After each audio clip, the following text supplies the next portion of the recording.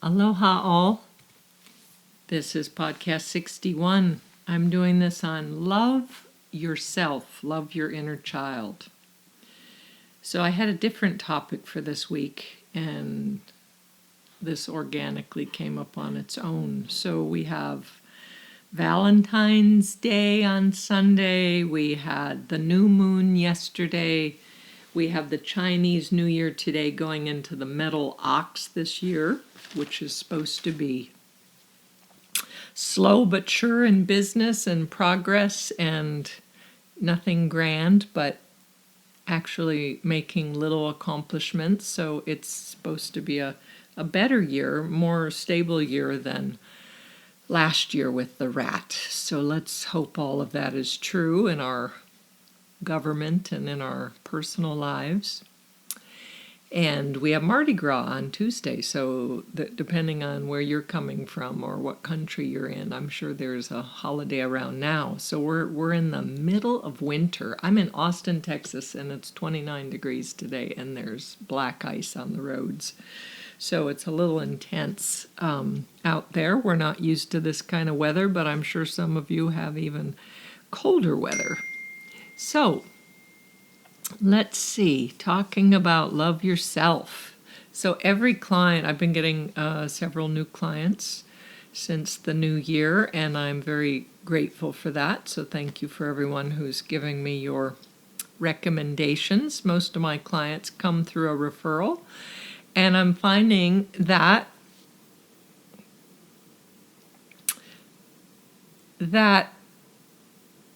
most people that come to me, whatever their pain is or their heartbreaks or heartaches are, that it usually is derived from something from our past that's kind of reviewing itself. And it's usually a determination about how much we're loving ourselves, how much we're caring for ourselves. So I want to talk about one of the most common techniques that I teach is if you're dealing with sadness or heartbreak or feeling lost, to remember, it's very important to acknowledge and remember your inner child. And I've mentioned this before on a podcast.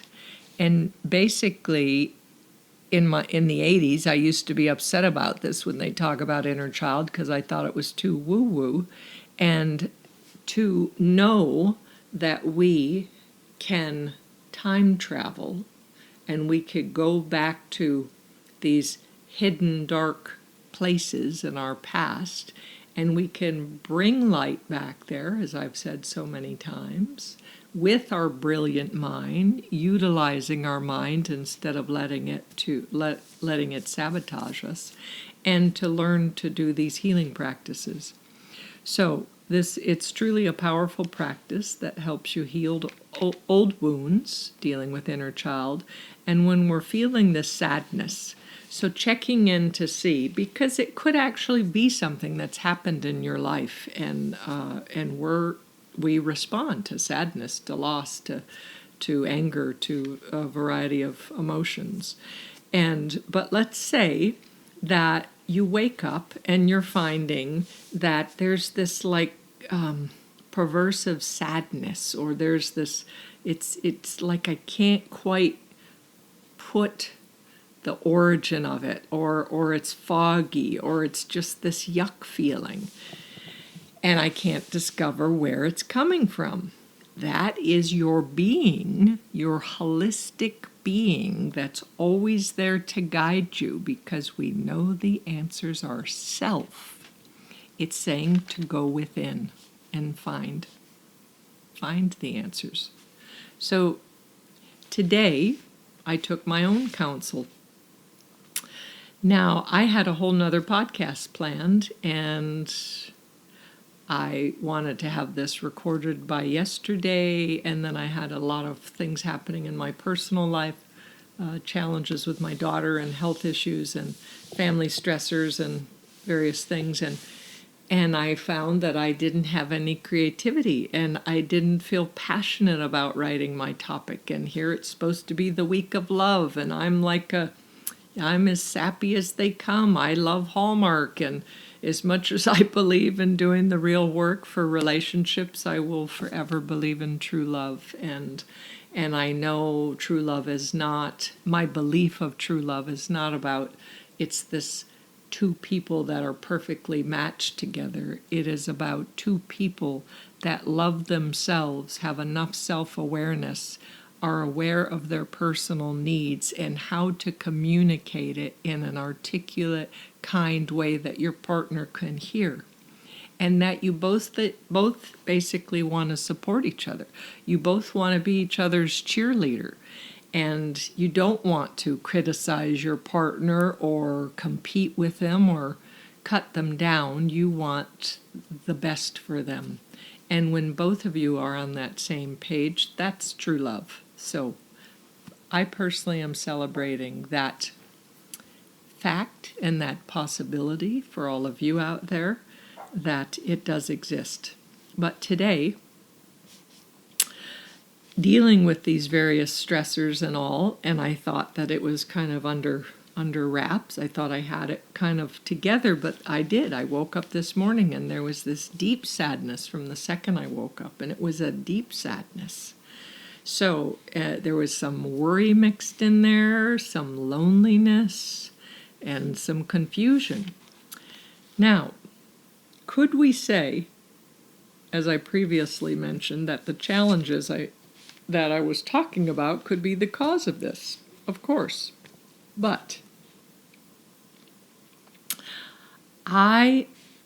if I were a person who didn't have a daily self-care routine and used my tools, then I most likely would not know what's happening here. But I am a person that regardless of no matter what, I have my practice, and it's between 3 to 4 hours a day amongst my responsibilities and my clients and everything else, my errands, my chores, and I do a lot of self-care practice. So it's a exercise, it's meditation, it's journaling, and sometimes long hours of that, or repetitive moments of that, because I need it. So, but I woke up, and because of those self-care tools, I was very clear. Okay, something is coming up, something is rising from the past because I can't identify it. And now, what I find is when we do regular self-care practice, those are techniques to reduce our stress, to center us, and they're exercises that help us meet our basic needs. Regardless of challenges that are thrown at us, we are usually able to show up and meet each one authentically. So when you have a self-care routine and there's challenge after challenge happening in your life, you're able to be there, express the appropriate feeling, if it's angry because it was a boundary crossed, if it's sad because someone was aggressive or mean, if it's a disappointment because you had an expectation and then you clarify that. All of those are real human things. And self-care helps you identify that in the moment. So as life arises, we meet and attend to these events. So other cultivated skills one creates from regular self-care is being able to identify when it may be unconscious or from the past. And that's what I felt today. I instantly knew that something's coming up. So it's the opportunity for another round to review something. So I had a client this week say, something started coming up within the last year, and I dealt with this maybe 20 years ago, and I thought that it was done. And I don't know why this is still happening. And I said, this is how the mind works. It's pretty brilliant.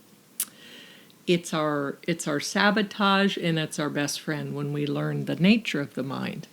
So basically, if we have something traumatic from our past, and we at different times address it and go into it where we're experiencing it and feeling it, and then we find somewhat of a resolve, and then we move on. So hopefully, when it came up, we found a resolve and moved on. What also happens is when something from the past comes up, we drink, we drug, we rage, we ignore, we watch more TV, we're more on social media, we're a workaholic, and we just keep stuffing it until we're not present for anyone in our life that we care about or ourselves. So that's another way that you can say that something from the past came up and we didn't deal with it in the healthiest way. It's almost like a merry-go-round, and the process is our merry-go-round. And it stops, and you have an opportunity when it stops to walk through the door of the past and to look at it and feel it and address it and witness it and look on all the sides that you can see, and let that pain turn into teachings, into wisdom, into understanding. And then you get back on the merry-go-round and you go around again, and you may have to wait a week or years or decades before it comes up again. So in talking to my new client, I told her that many people get frustrated because they think they dealt with this. And if you truly dealt with it, like I mentioned, and you didn't stuff it or avoid it, then it's actually coming up for you to look at it. So what happens is as we're going through life, and hopefully we're caring for ourselves, we're creating these self-care tools, and we create a stability. They call equanimity in Buddhism, where there's this balance, this inner balance that is stronger. And what happens is it's like my subconscious or my mind says, okay, she's ready for something else to come up. And perhaps an old wound that I've already looked at comes up to say, look at it like this. And because I have grown and my wisdom has changed and my self-care skills have been more refined, when I look at that same circumstance, I see it differently. And as I see it differently, I have greater understanding, and therefore I gain greater compassion and wisdom from the whole event. And there's a deeper peace in me. So this is kind of how we review things. So, back to this process that I was feeling. So I found this coming up for me today.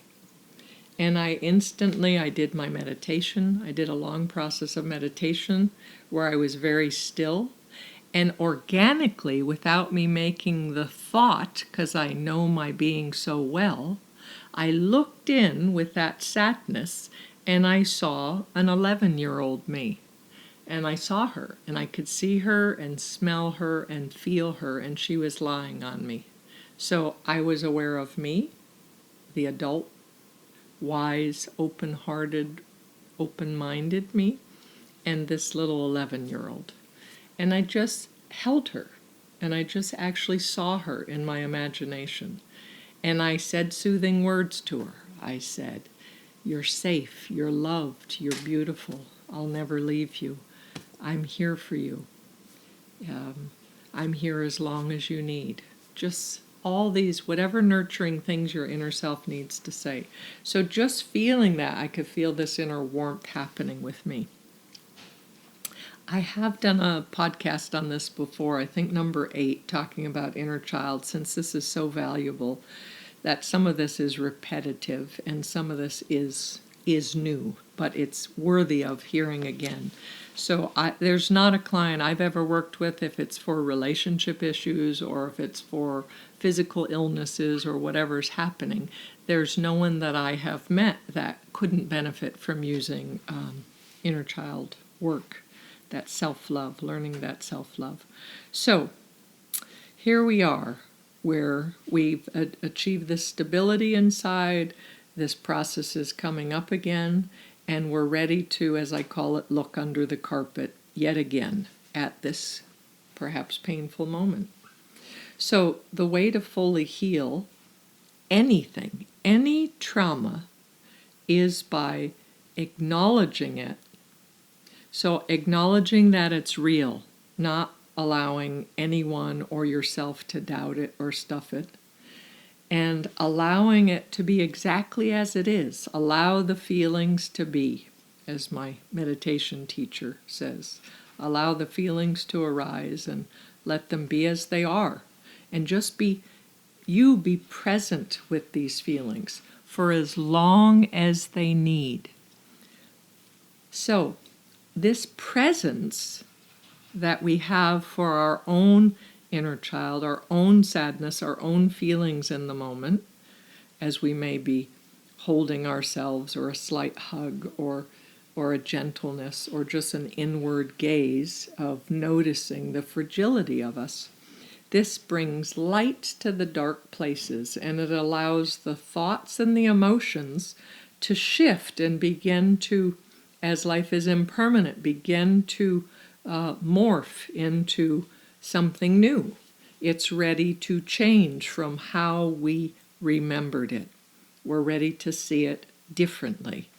So by accepting it, bringing compassion to it, this helps to release it a little more, where it releases it to a point where maybe previously you could only do so much, but now you can do a lot more. You can go into it a lot deeper and fuller. It's a fuller view of what your pain was. Now, many times working with clients, they can't remember the details, and you don't have to remember the details. But if you can feel the emotions or the palpable sensations in the body, it's hot, it's tight, it's sharp, shallow breathing, even if you could just go with those feelings, it's so powerful. So all pain needs a witness to validate and comfort in order to transform it, in order to transform its composite, its makeup. So energy, like memories or experiences or trauma, it can never just disappear, but it does change form. So working with clients, when they express exhaustion or mental fogginess or self-doubt, most likely, if it isn't due to eating poorly, not sleeping enough, or using drugs or alcohol, what it is your mind may be trying to block, distort, or ignore a memory that's trying to rise up from the past, from under the carpet, and you're ignoring it. It's almost like we're walking over these lumpy parts in our carpet, and we're going to ignore those lumps. But I want you to pull that carpet back. So, giving these moments when we are feeling the sadness with no specific origin, or chronic fatigue, which is often an issue with clients, is to allow for space and time to sit quietly without music, without social media, without electronics or TV, and listen. Take a deep breath in and out. Listen to your heart. Literally feel the pulsing and the slight movement of your body from the rhythm of your breathing. And ask yourself, which moment from your past needs your attention? And see what appears. What age are you? And don't doubt yourself. The first image that comes up, allow that to happen.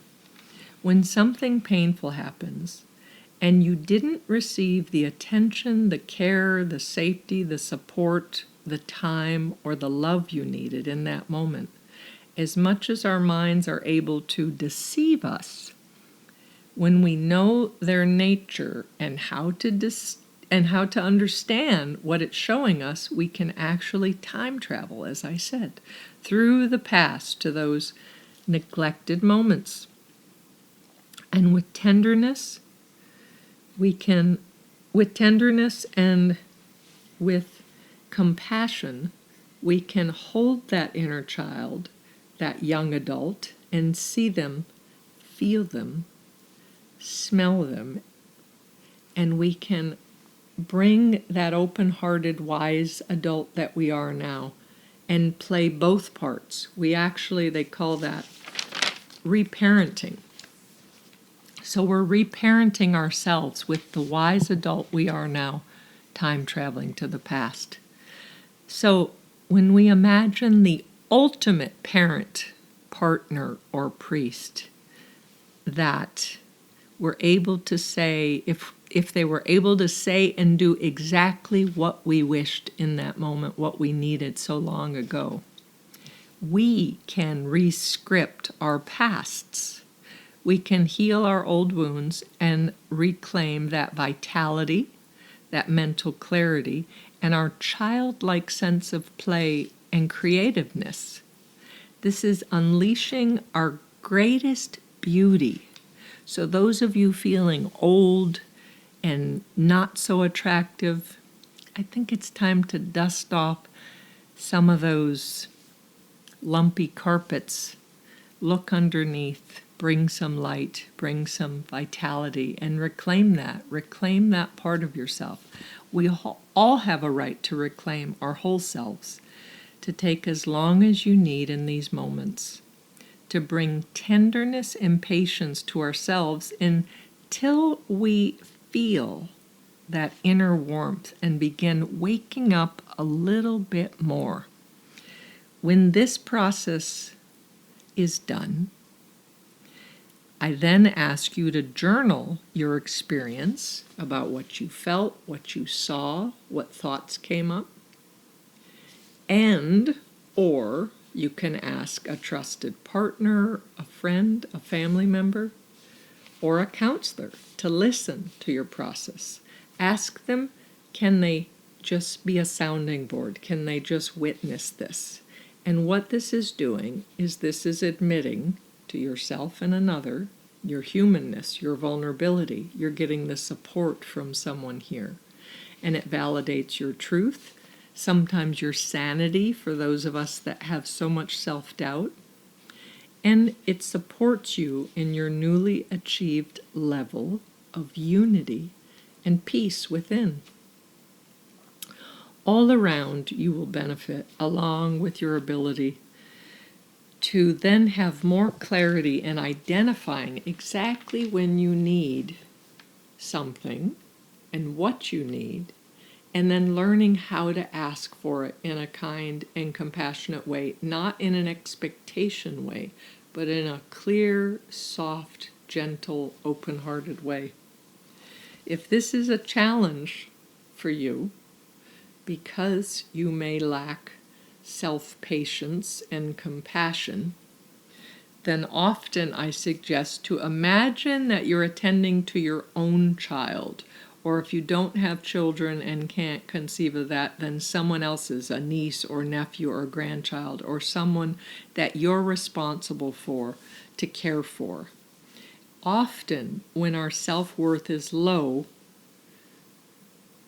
we can be courageous and loving to everyone around us, even strangers, yet we cannot offer that same beauty and tenderness to ourselves. So, in the week of love, in this dead of winter, there is a chance for a new chapter to love yourself and to work on self-care tools. So if you are in need of claiming every unowned speck that you have forgotten because you want greater vitality and beauty and radiance, and you're looking for guidance through these type of practices. I'm your girl. I have been doing this for a couple of decades, more than a couple of decades. I'm available for counseling sessions via Zoom, FaceTime, Skype, phone calls. I am in Austin, Texas Central Time in the US. I do a sliding scale. My sessions are $100 a session, but I will go down to $50 a session if you're not working or if you can't financially afford it. And I will work with you if we end up doing weekly. My number is 808-283-7587. My email is samanatiger, SAMANATIGER @yahoo.com. Yes, that is my Chinese sign, the tiger. I personally feel better already from this morning because I did my work, I did my meditation, I did my journaling, and then as I sat quiet with myself, withholding my 11-year-old, until she integrated in me, until she got all the attention she needed, just like a child that's playing, they skin their knee, they come running to you crying, and you just look at their little knee, you put a Band-Aid on it, give them a kiss the boo-boo, and they go running off to play again. That is our emotional nature. It needs that tenderness in the moment. I gave it to myself, and it inspired me to create a whole new podcast. Hopefully, it gave you a couple new points and inspires you to look under your carpets. So I offer my gifts to all of you in hopes that it adds to your healing and your wholeness. I am a master of self-care routines through my own experience and all of the years and the clients of counseling that I have helped. I am so grateful for all of you. So, looking under your carpets in order to transform your past to love. You deserve all of it. Happy Valentine's Day. Blessings to all of you.